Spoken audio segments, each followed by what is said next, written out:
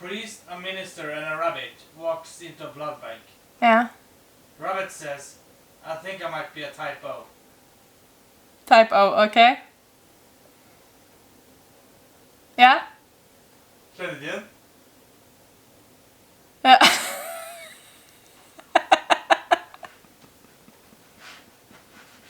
A typo. Is then for the rabbi? Yes. Yes.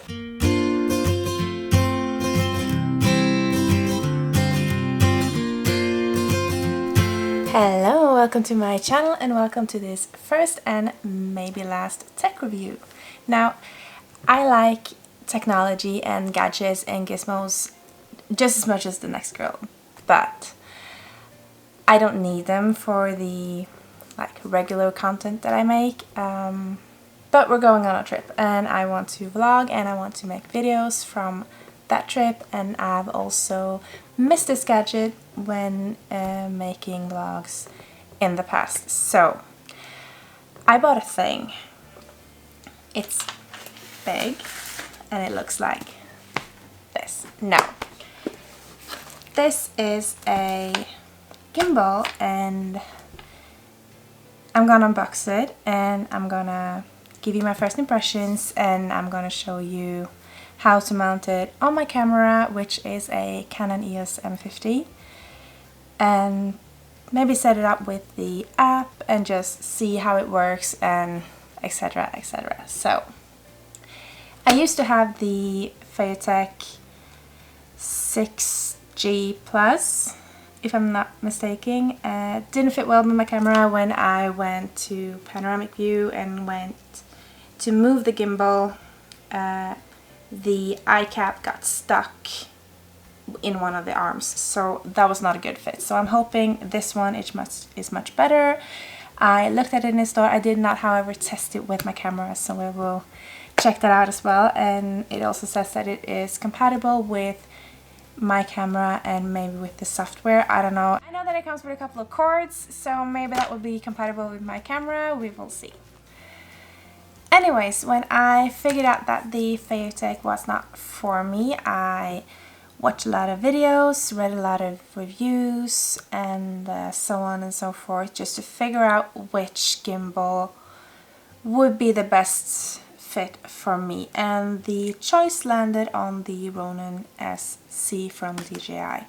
Now, we do have a lot of DJI products from before, and we are very pleased with those. So I do not doubt that the quality will be extraordinary. We just have to wait and see how it fits with my camera and with my needs for a gimbal. Hi, editing me here. So uploading this video took longer than first anticipated, and in the meantime I managed to travel through Southeast Asia and back before posting. So kind of sad, but I still got the opportunity to test out this gimbal a lot when I was abroad.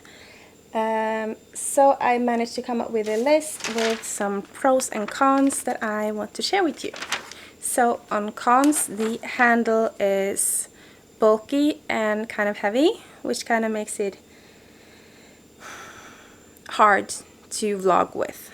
If you want to walk, let's see, there we go. If you want to walk like this for a longer period of time and you want to have the camera in this distance, then you will get really sore after a while, which is kind of sad. You can connect the camera to the gimbal. There we go. You can connect the camera to the gimbal via a cable. You get two of them, one with a USB-C on each end and one with a USB-C and a mini USB.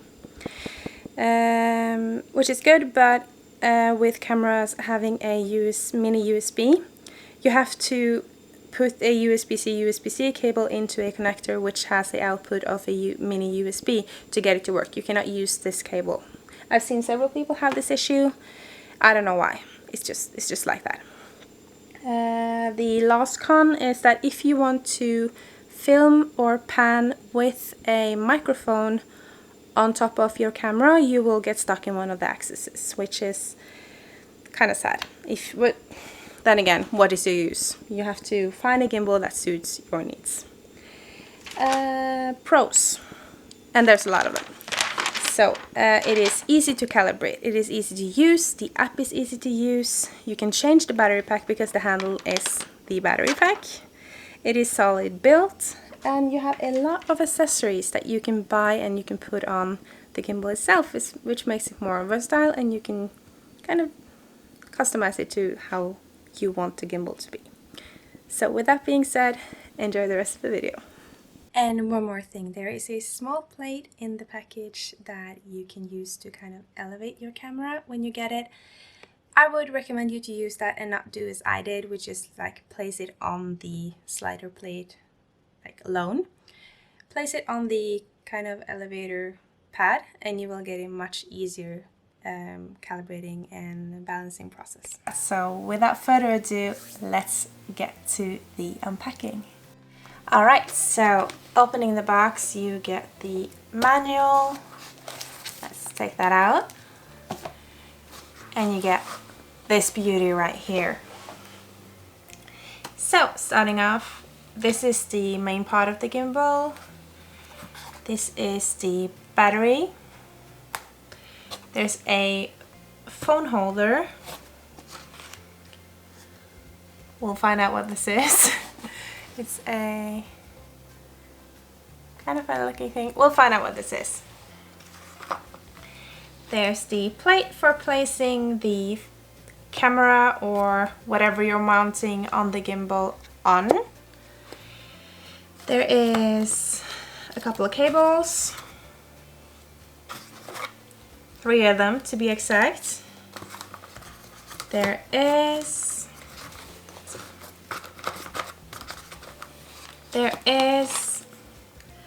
a Umbraco and some screws and a knob. Just a package of those things that suck up whatever it is that is wet in a pack, so that's good. And we get the tripod and another pack of those fun things. What is so great about the gimbal is that it has these switches so that you don't have to kind of unbalance it when you have figured out how it's supposed to be. So this is the main part. Now, like I said, there are a couple of locks, so now this is unlocked. We can just slide it off. There's a protection pad here. Now this is loose. Locking it means that it's not loose and it's not moving anywhere. Same thing here. Everything is going everywhere. Locking it. Shit's not going anywhere. So that's cool. Mounting for the batteries here, which can be set in lock position. There's a USB port here with a USB-C input, on button, and the front with a plastic cap. Here is the battery, which looks like this. Goes on this way and slides on like this. The mounting plate, which I will use for my camera.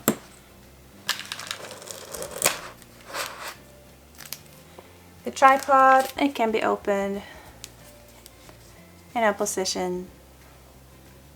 Let me put like this. Extremely useful if you're putting the gimbal down and just want it to like stand and be steady. Perfect. And there is a hole for the screw on the end of the gimbal. The smallest one down there. And it stands steady. Alright. Putting this away, there were one thing that I did not mention when going through the box, and that is this one.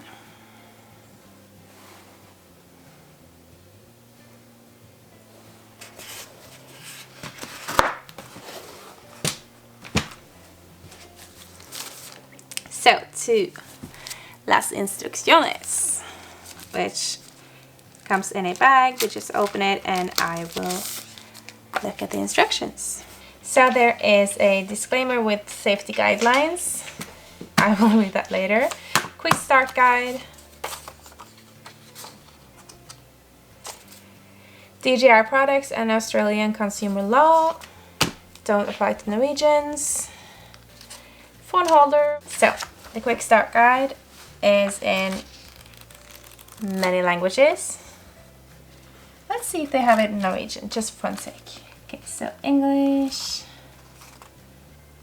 some kind of Asian, Japanese, Chinese, Croatia, Dutch, Spanish, French, Italian, Netherlands, Polish, I think, and Russian.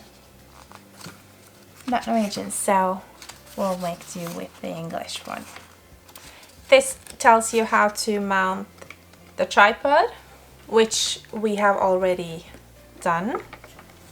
It shows you how to mount the gimbal head, which we have already done, and it also tells you to lock the battery in place.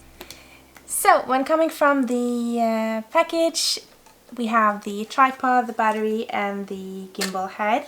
Now the battery is not charged when bought the first time. You can see it with pressing this little button, and there's no lights showing. So I have to charge this, and I'll be back as soon as it is charged. See you then. Hi, welcome back. It is the next day. I did charge the battery, but it took so long that I decided just to go to bed and do this today instead. So when pressing this button right here, you can see, might not see that well, but it is 4 green lights that are showing. It shows that the battery is fully charged and it's ready to go. So the next step on the agenda is to connect it to the app so that we can control it from our phone. So what I did was just go into Google Play and just search for RONIN-SC, because in the instructions it did not say properly which app to download. So I took the top one. Might see it. I'll put a link or a picture on the screen if you cannot see it in the footage. So pressed on that, downloaded it and launched it. And on the top of the page it says connect to the RONIN-SC. So what we're going to do is to hold in the power button, which is located on the side here. So the instruction says to just press it and hold it.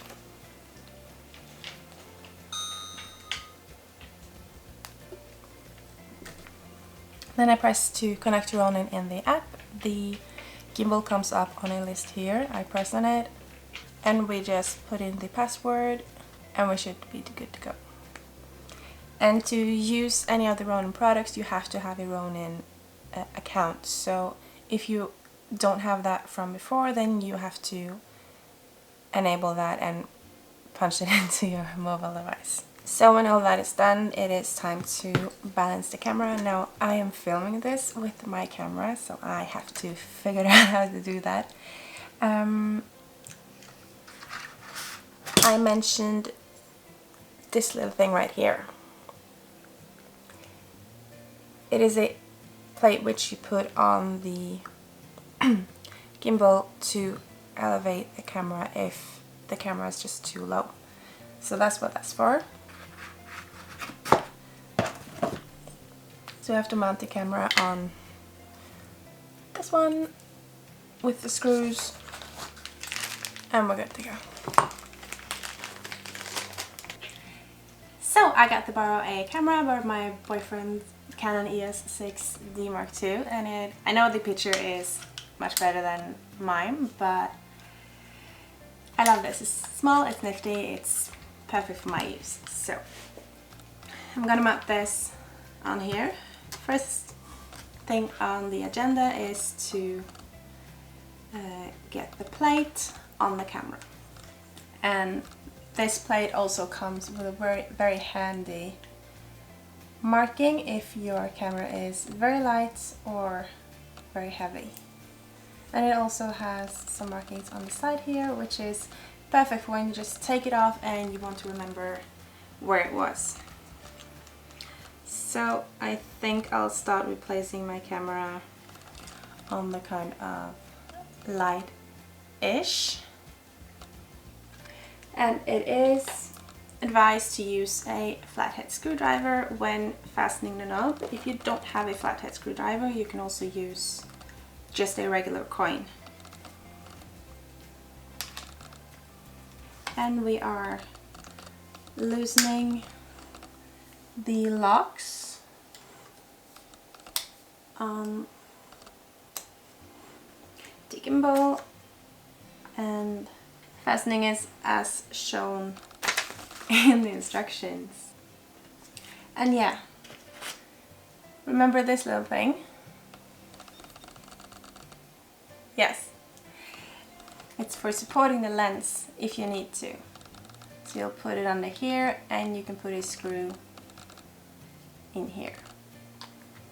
So I just loosen this knob that's on the bottom here. Very easy.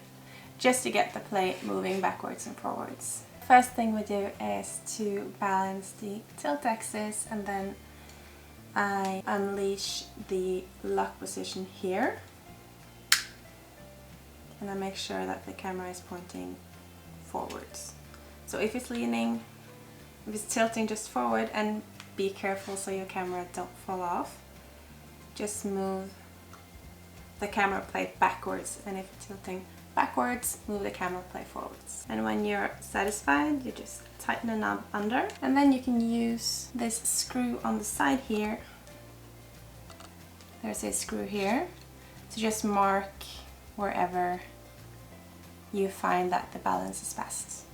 So next thing we need to do is to balance the vertical tilt. So I just unlock the lock position and I point the camera upwards.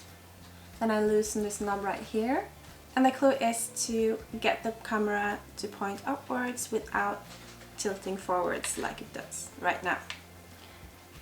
So just play with it and see whatever works best. Looks like the Canon M50 needs to be all the way up, so I would just push it all the way up here. That way it balances just nicely. So next point is to balance the roll axis, and then we just lock this in the upright position and we unlock the roll axis. So if the camera tilts this way and we want it to stay stable like this, we'll loosen the knob and then we just slide the camera outwards. So the clue is that if the axis rotates this way, then you push the camera outwards to work as a counterweight. If the axis tilts this way, then you move the camera inwards to counter the movement out on the other side. So this seems like a good balance for me, so I'm gonna tighten the screw under again. We'll move to the last axis. So I'm locking it in position and then unlocking the bottom part. So I have loosened the bottom part. Now is the time to lift up the gimbal and rotate it to the side. We're loosening the knob here and adjusting like the same way that we did with the other axis. So if the camera faces upright, you have to push it forwards to counter the movement of it facing upwards. and if it faces downwards, you have to push it back to work the other way around. So I feel like it looks good there, so I'm just gonna tighten the knob and put it up again. So now that the gimbal is balanced properly, it is time to auto-tune it so that we can start using it. So what I'm gonna do is I'm gonna launch the app and I'm gonna take it from there so that we get the correct settings for it to work properly. You can also do it by, do it manually. You can just follow the instructions and it tells you there how to do it and how to operate it. So the first time you're using the DJI RONIN-SC, you want to auto-tune the gimbal and to balance it. So you just go into the app, go into motor parameters, and then you press the auto-tune button. And then you get a notice telling you that you should confirm proceeding auto-tune and that you should make sure that every axis is unlocked. So we're checking this one, it is unlocked, this one is unlocked, and the front one is unlocked. So I'm just pressing OK, and the gimbal does its job. So now it is finished with the auto-tune and it should be good to go. And this is what I really like about the DJI RONIN-SC for my camera specifically, and that is that when moving forward I can do the whole movement without it touching the eye cap right here. So that is pretty nifty.